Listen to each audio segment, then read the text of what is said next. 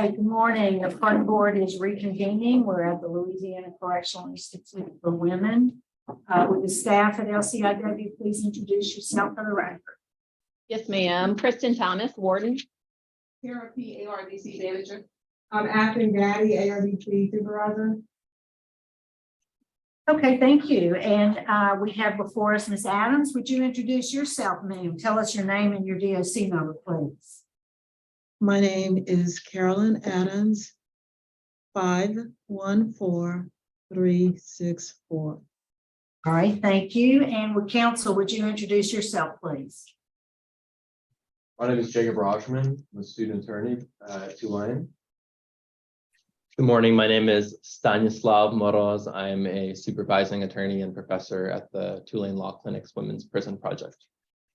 Okay, and so will Mr. Roshman be presenting at the end before? Yes. Okay, thank you. Ms. Adams, you're here before the pardon board this morning. You're seeking a commutation of your sentence. Let me recognize the folks who have joined us this morning.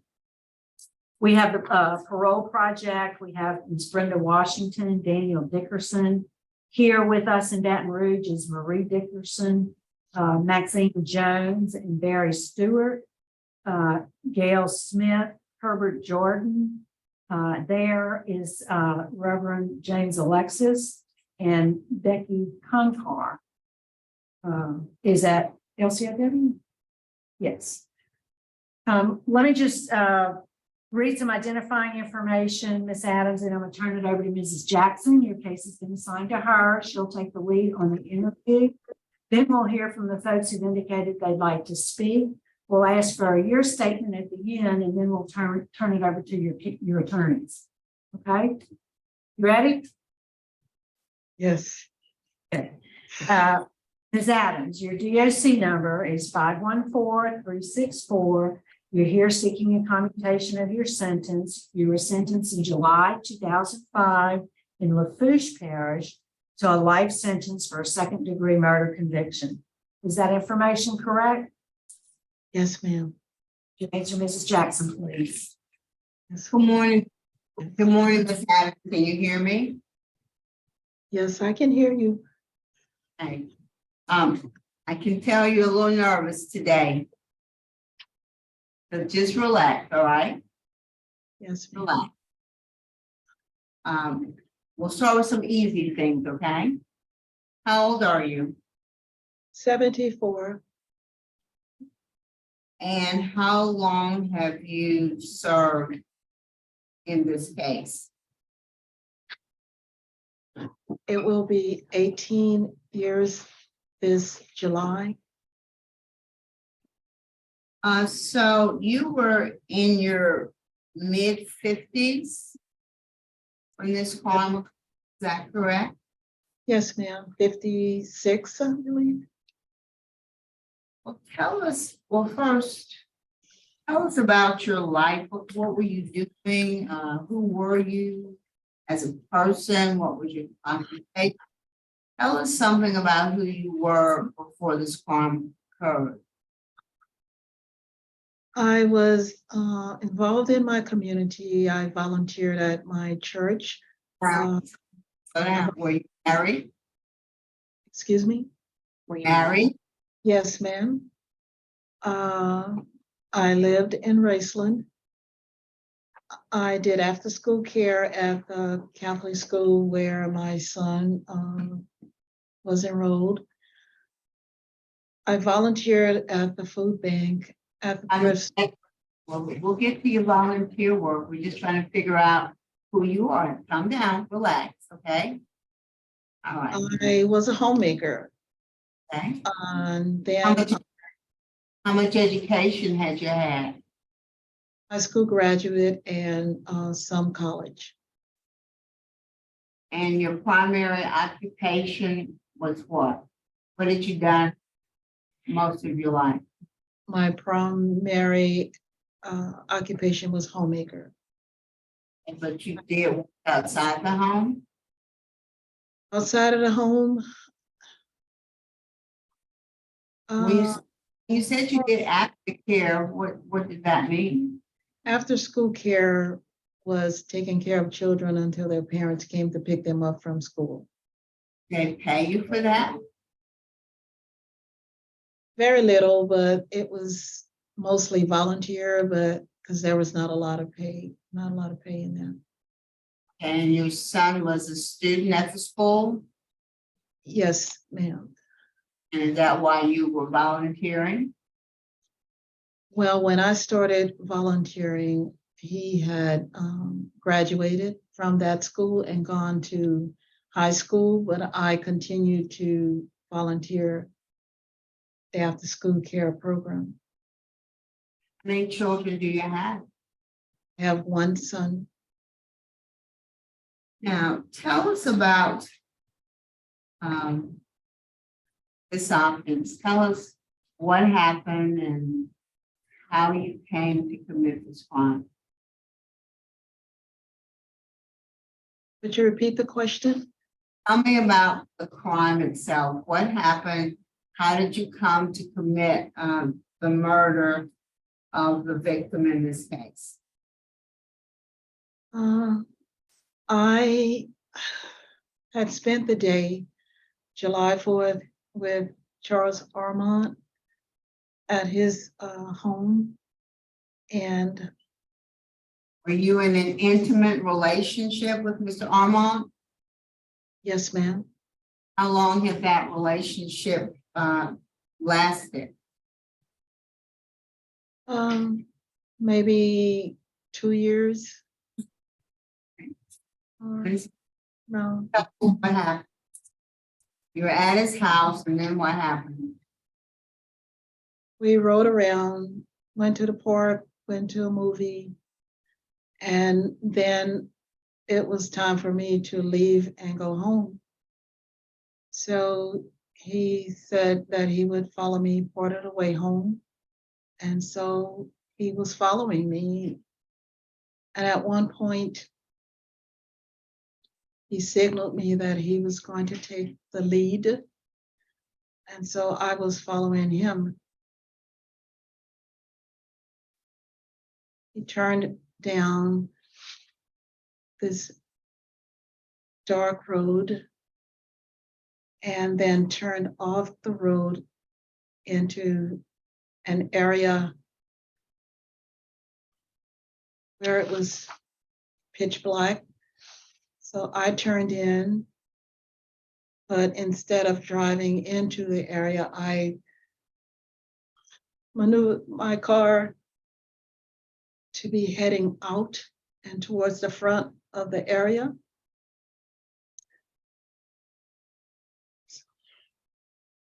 So he came to my car and asked me to get out and come to the truck, which he was driving. So I got out and he wanted to have sex and I said no. And he was very angry because I said no. And it was like the day had been a wasted day or whatever because I said no. And then he started asking me if I had the money that he wanted. And I said no, I wasn't going to give him any money. Got very angry and started screaming and yelling at me. Okay, go ahead. It was really, really, really black out there. You couldn't see anything. And so when he started yelling, started to walk around the truck, started at the back of the truck. I started to walk around the side, and as I walked, he walked. And he just kept yelling at me and screaming at me, and he thrust his wallet at me and told me that he needed money, he wanted the money, and why wasn't I going to give it to him? And I said, I want to leave, I want to go home. And he kept following me. And then he went to the passenger door of the truck.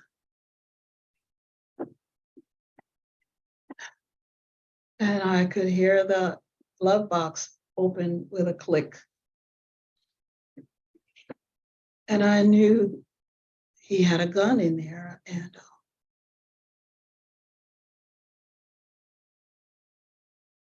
shot him.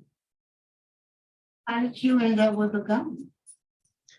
I always carried a gun with me. I had gone through this self-defense course with the Lafourche Parish Sheriff's Department because of a rash of crimes against women. So I had gone through that course, and I had a gun, and I always kept it on me when I was traveling by myself. You say on you, was it your purse? I mean, how did you, where'd you normally keep the gun? In my purse, on a strap on my person. And tell me again why you shot him? I'm confused as to why you actually shot him. Because he was screaming and yelling at me, and he went in the glove box. And I knew he had that gun in there. And it was very dark.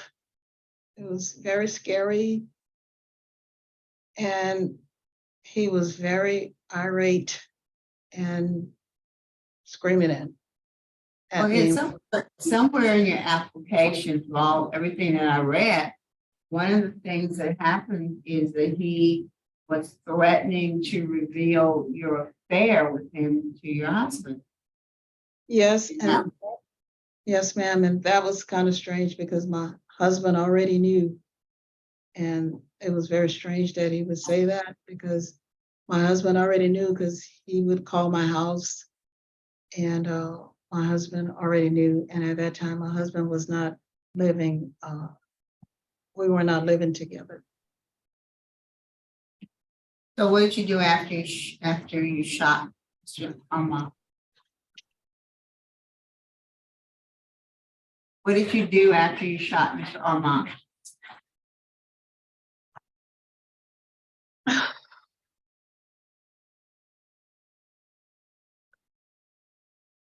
I went around the truck and I took the keys because I didn't want him to follow me. Okay, and then what? And I left. Did you see him laying on the ground or in the truck? Where was he? In the truck.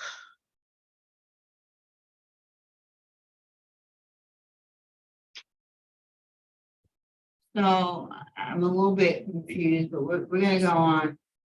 Because you said he was walking around following behind you and reached into the glove box. I'm confused about where he was when you actually shot him.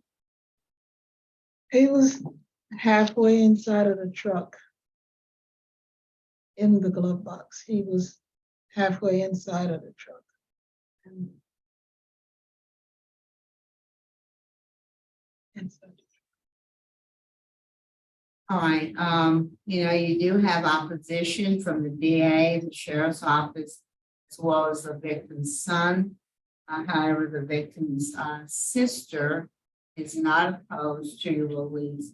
So tell us, I see that you've not had write-ups in the 18 years of your incarceration. Is that correct?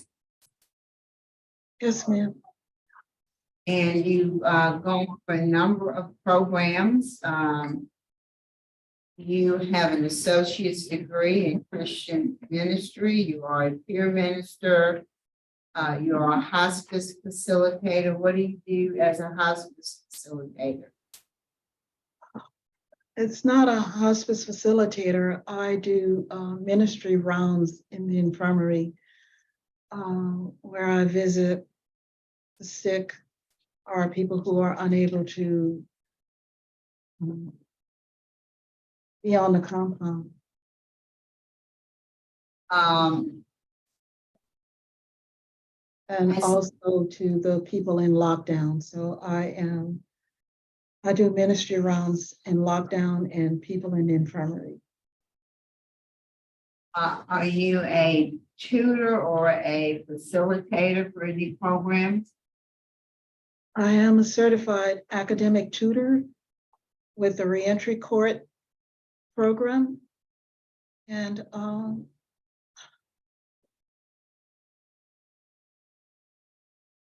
I facilitate a grief group. And what's that? Um, It's a group where we meet every Saturday for people who are grieving from death or separation from family, home, or whatever. and what's the name of that program? It's a support group. Okay, well, what's Life Healing Choices? Life's Healing Choices. It's a program where we learn to make the right choices to live the way we should. And I think it was with Rick Warren. And you did Living in Balance, which is a substance abuse focus Yes, program. Why did you do Living in Balance? Did you have a problem with alcohol or drug use?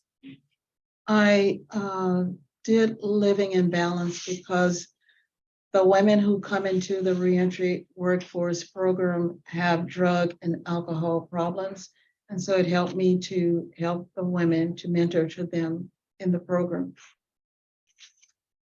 So what's your daily job at LCIW? My daily job is academic tutor to the people in the reentry court. And GED tutor? That what you tutor? What do you tutor? I tutor science, social studies, math, language, reading. Is that for the, to enable them to obtain a GED? Yes, ma'am. What are other programs of importance are you involved in?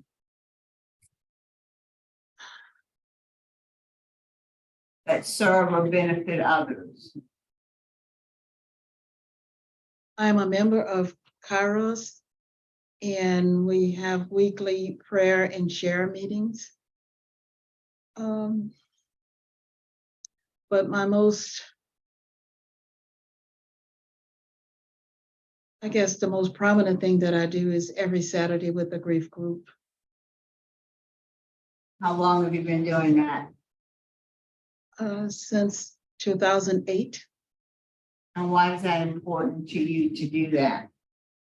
It's important because so many people come in shattered because of life experiences, and we get together and hold each other.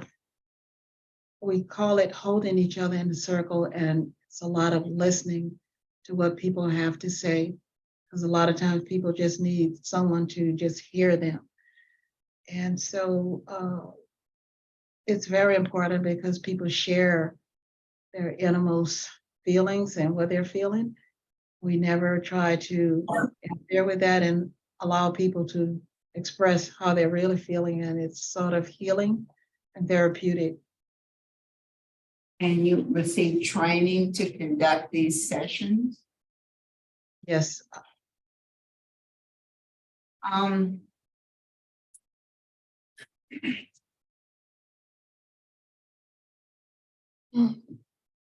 For you personally, for your own growth and development, what has been the most important thing that you've done, participated in over the last almost 18 years?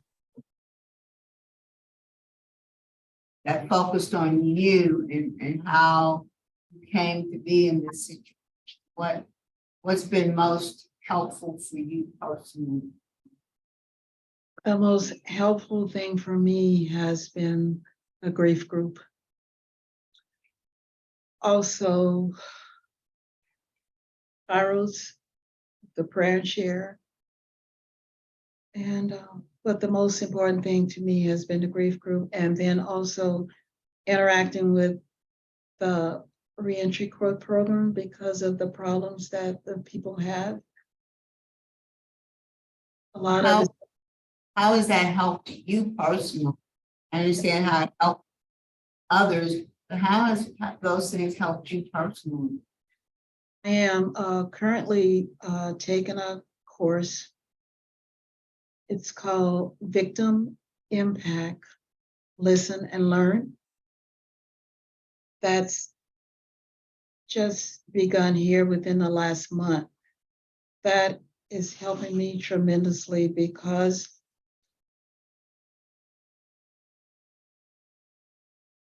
it shows me how victims are affected by the crimes. It takes self out of the equation completely, and the focus is on victims and the sorrow they go through, whatever, and that's having a great effect on me. Also, the pre-release program that I am currently attending also shows a lot about. Did you know the victim's son? Had you met him prior to his dad's death? His son, I knew several sons. How many children did Mr. Armand have? 6, I believe 6. I knew the youngest, I knew Devontae, it's the youngest. I knew Jasmine, his only daughter. I knew of Eddie Charles. I knew the baby, called him Little Charles. I knew his oldest son, I think his name is Trevion, similar to that. And there was one named Jared. I think the loss of father has impacted him. She said, How does the loss of their father impacted them? Like, how has it affected them with the loss of their father? The children, how has it affected the children? she's asking me. Mhm. I'm sure it's caused them a lot of anger, a lot of sadness, a lot of grief, a lot of hatred, a lot of confusion.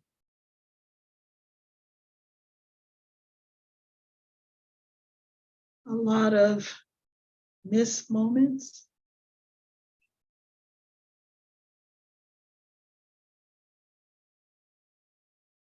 Warren, what can you tell us about Ms. Adams?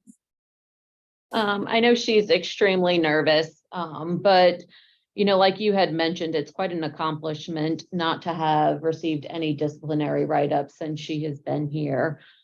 She is one of our lead mentors in the reentry class, and she's just an individual here who is never turns away from helping somebody. She's always willing to help somebody who is needing it, like she said, making rounds in the segregation areas or in our infirmary area. She has such a kind heart to the other ladies that are incarcerated here. So I can't say enough about how much she has helped the community here. Thank you. Ms. Adams, I see that you have lots of letters from of support from the Holy Cross sisters, from your siblings, your son, your nieces and nephews, the LCIW chaplain, and in particularly in Ms. Griffin, who was a former inmate and someone that you mentored. All have very positive things to say about you. If you were successful today, Ms. Adams, tell us about your transition plan. If successful today, I will be motivated to work I need specifics. Where would you work? volunteer. Where would you live? I will be going to the Parole project if released. And And then after that, after that, I would like to volunteer at, now, listen to me. Are you nervous? Don't live at the parole project forever. So after the parole project, what are your plans to support yourself and keep a roof over your head? I plan to live with my sister Maxine in Arkansas In Arkansas, okay. and work with her daughter, who's my niece. Doing what? She does editing and manuscripts and whatever. She And what said, would hire me. the job be?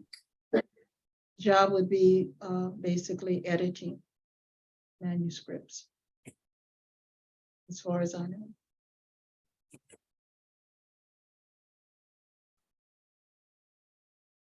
All right, well, thank you, Ms. Adams. Appreciate that's all. Thank you, Ms. Jackson. We'll hear from those who are in support, who are here with us this morning. Could we hear from Ms. Marie Dickerson? Sister-in-law? No, not speaking. Maxine Jones?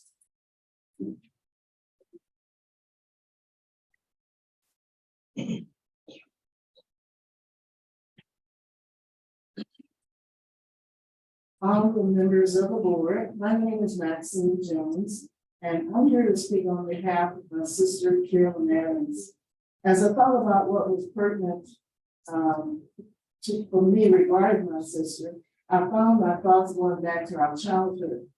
We had so many things in common: playing in the band, sharing licorice candy, reading each other's books, cooking, and traveling, just to name a few. I have seen her treat my children with love and kindness. When they visited her at the prison, she made them feel special, asking about the things they were involved in. She spent time talking to the grandkids and playing make-up games with them. I have seen my sister grow in wisdom and humility during her incarceration. During our visits, she listened to what I had to say, which usually included updates on our siblings and other family members.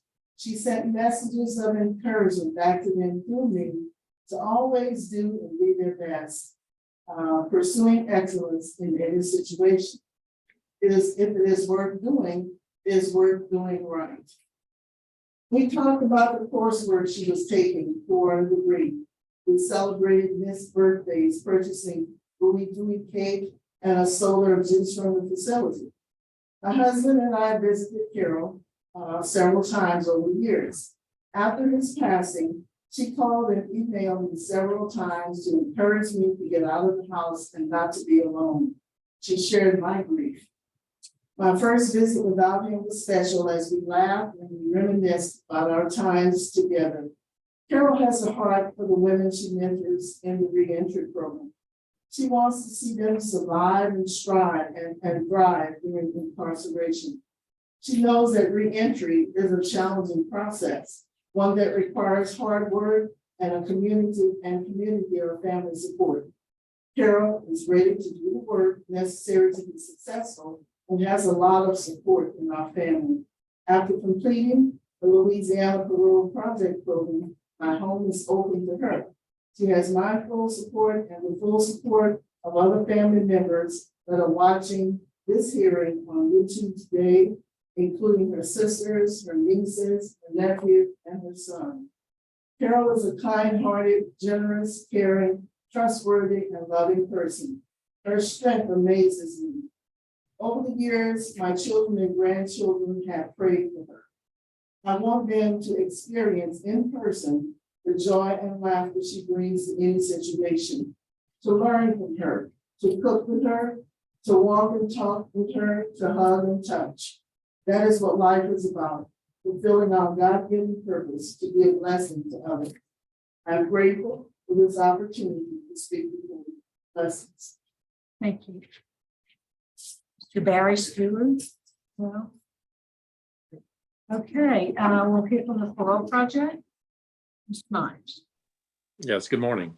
Kerry Myers with Louisiana Parole Project. To let you know, we fully support Ms. Adams in her request for clemency. What was not said so far in all her accomplishments, she is a graduate of the New Orleans Baptist Theological Seminary. She is currently enrolled in the Tulane college program. We will provide her all the services needed for her transition. That includes going through being evaluated by a social worker. That includes financial management. That includes getting connected to all her medical and her other benefits. She would be eligible for SSI or Social Security. We'll check into that. She would definitely, at her age, be eligible for SSI, which would follow her anywhere. So she would have some income. We are also committed to keeping her as long as needed while she's working on her ICOTS until she's ready to make that transition to Arkansas. We just ask this board to consider that this entire case is just tragic, and consider Ms. Adams' contributions, her age, her record, and grant her relief today. All right, thank you. All right, we'll move on to hear from the victim's cousin, Giovannia Dumas. Yes, Go ahead, we'd like to hear from you.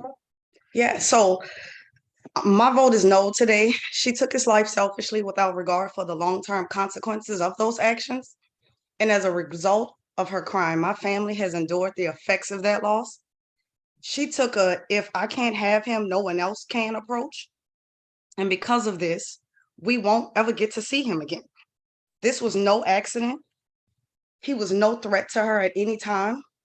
There was an intent to take his life, and she has not shown any remorse. And as a result of her actions, his sons and daughter are fatherless. His grandchildren, he'll never get to know, and we'll never ever see him again. My family are dealing with the long-term effects of his absence. The grief is never ending, and it's been our family's greatest trauma. It is my belief as a psychologist, she is not ready. She has not acknowledged her actions or behaviors. There's no acceptance of her behavior to this crime. And she's only grieving her losses, not what we've lost as a victim of this crime. And her being free will pose a psychological threat to our family and his offspring if she's released. So no, she is not ready. Great, thank you, ma'am. We appreciate your input. Ms. Adams, is there a statement you'd like to make before we turn it over to your attorney?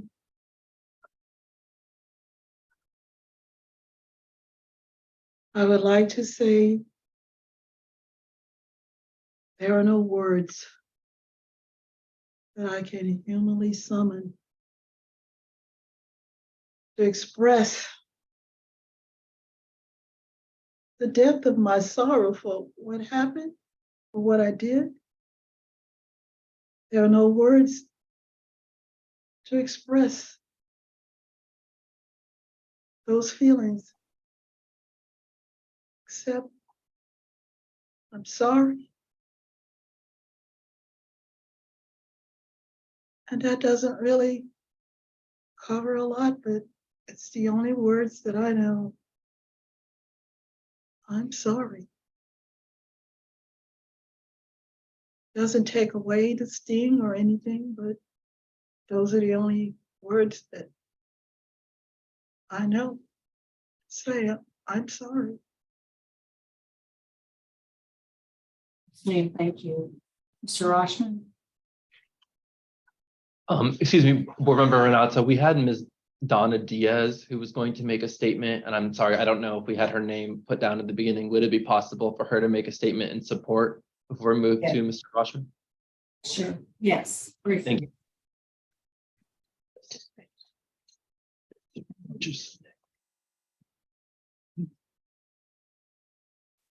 I'm Donna Diaz. I began volunteering at LCIW in 2008 and assisted with the grief group. The grief group is a circle process where inmates could speak about harm caused to them, harm they had caused to others, or pain and difficulties they had had in life and in incarceration. I met Carolyn Adams on the first day I was there. She was there every Saturday. In a short time, I took over the group facilitation and began to use the community building process developed by M. Scott Peck, well-known author and psychiatrist. Simple guidelines are used that help members of the group quietly listen when someone is speaking, avoid advising, preaching, teaching, or judging. Maintaining confidentiality is a major factor in the process. Carolyn quickly saw the value of this process. I mentored her on the process and eventually asked her to assist me. We did this work together for about 10 years, every Saturday. She mastered the process and could facilitate the group in my absence. I trusted her ability to lead the group. After the 2016 flood, when the inmates were moved to other locations, Carolyn spoke to the prison chaplain about the importance of continuing the grief group, even though volunteers like myself weren't able to enter the prison for a time. They agreed, and she led the group in my absence. This also happened in the period of the pandemic and she continued without me. I was amazed at how conscientious she was and is about every task she is given. And as the years went on, she was given more and more responsibilities by the prison staff. At the same time, Carolyn was determined to further her education, receiving associate's and bachelor's degrees that required rigorous time-consuming assignments and exams. She was always at the top of her class. She kept me updated on her progress with pride and joy. She met me often with a big smile saying, "Guess what I made on my paper or my exam?" Carolyn is a great resource and mentor for many inmates, especially the new ones. She encourages them to join the grief group or other activities to help them stay away from possible bad influences. Many of them have told me how helpful she's been to them. I believe her leadership is invaluable for many inmates and for the prison staff. She is soft-spoken, kind, caring, and has a deep devotion to God and her faith.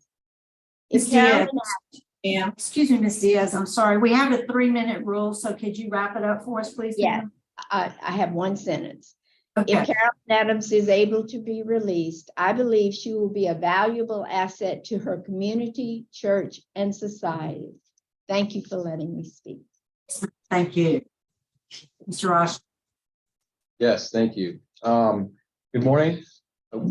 My name is Jacob Roshman, and I'm a student attorney with the Tulane Law School Women's Prison Project. I'd like to start by acknowledging the pain that Ms. Adams has caused the Armont family. She recognizes, and she is nervous today, but that her actions devastated her family.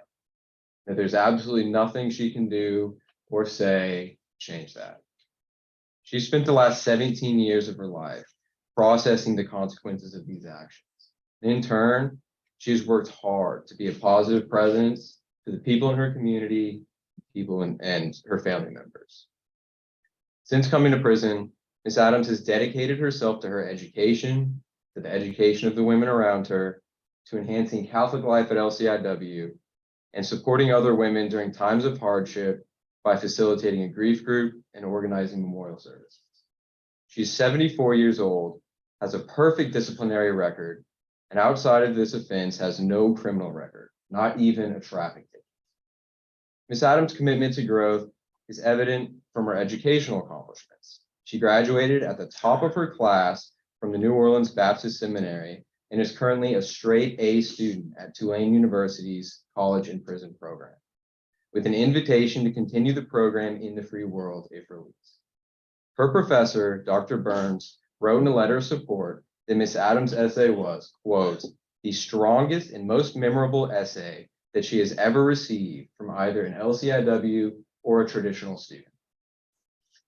Her paper focused on the experience of being an elder in the prison and mentoring the women she serves with.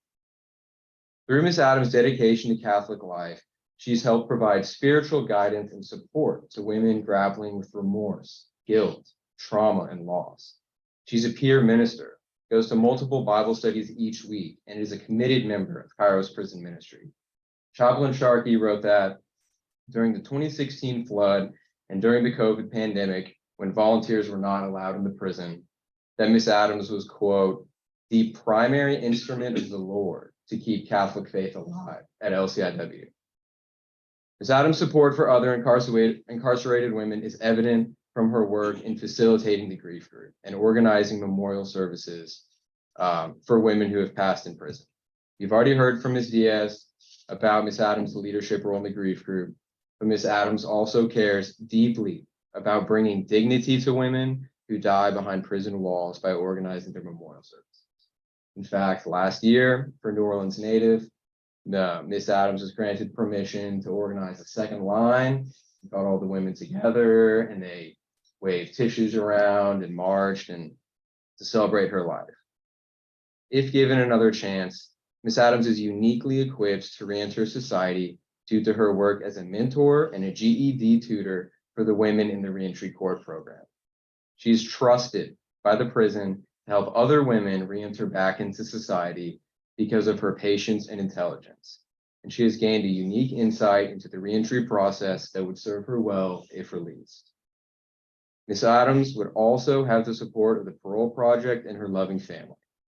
Even during incarceration, Ms. Adams has provided support for her family. She consoled her sister when her husband died, and she encouraged her son, a veteran who returned home from Iraq struggling with PTSD.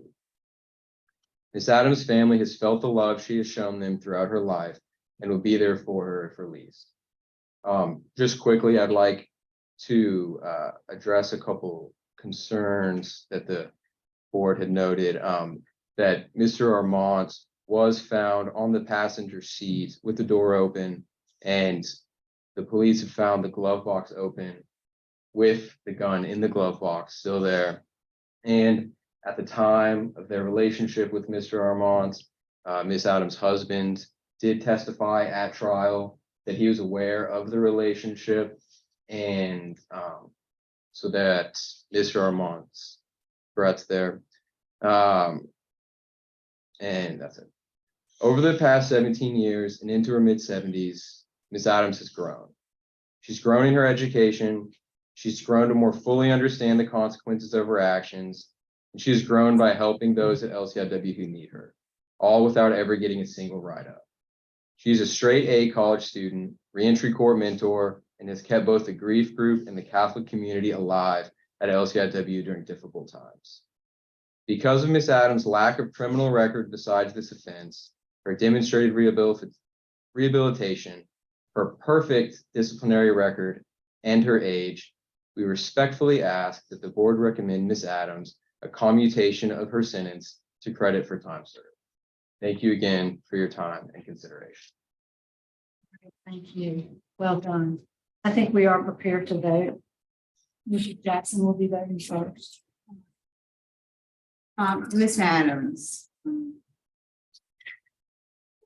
you've accomplished a lot during your period of incarceration, and obviously that doesn't matter much to the Armand family.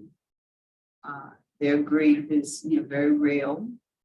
I did know that one of Mr. Armand's sisters were not opposed. So I know that healing and forgiveness is possible. She chosen as the option. But looking at your fact that you lived 56 years of your life as a law-abiding citizen. You have this one terrible act, and I don't diminish it at all. And then over the last almost 18 years, you again lived an exemplary life within the institution. You have no write-ups. You've been numerous programs, but more importantly, you have worked to help other inmates cope with their life situation. A positive remark of the sport.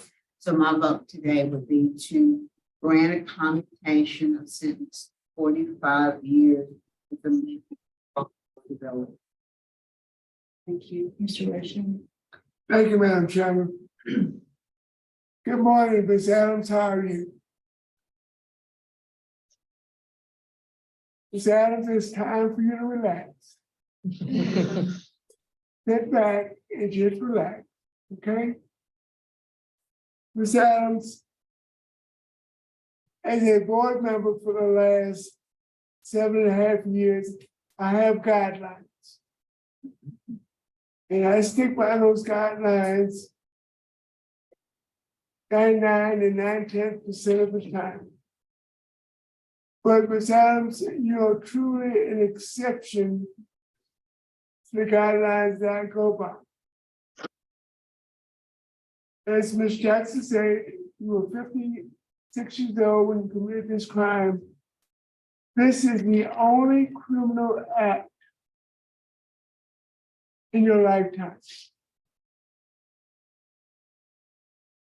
I see an overwhelming evidence of your rehabilitation. You're 74 years old, going on 75. You've completed excellent good time programs. You've made tremendous educational advancements, and you have supplied community service to the fellow offenders and facility. We have a wonderful transition plan with the Louisiana Parole Project and then to Bentonville, Arkansas. I will vote with Judge Jackson, and I'll overlook my guidelines saying that a person who's convicted of manslaughter or murder must at least serve 20 years of incarceration. I will overlook the victim opposition in this case because you have displayed a overwhelming evidence of rehabilitation.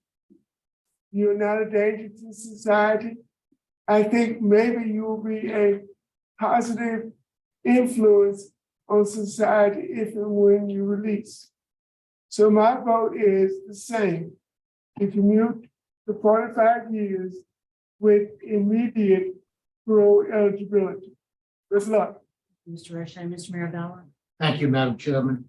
I'd like to thank the participants here today, those both in support as well as opposition. We certainly have heard what you said.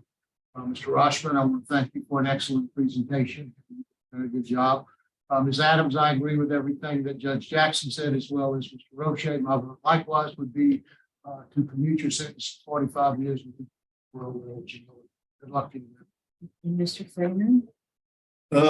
You've done a wonderful job in prison. You've done some great things, but I can't get over you only serving 18 years. I'm sorry, a man's life was taken. I question the story of how he died. I really do. Yeah, the glove box was open, but there was a lot of holes in that story. My vote's to deny.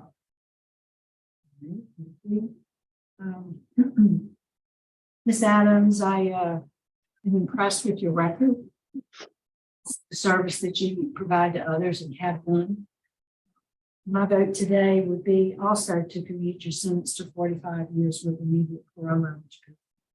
So you received one vote that was unfavorable, but you've received 4 votes that are favorable. So on your behalf, ma'am, we'll make a recommendation that your sentence be commuted to 45 minutes. Good luck. Hold on 1 second, Bill. At LCIW, it's 10:32. Thank you. Have a good day.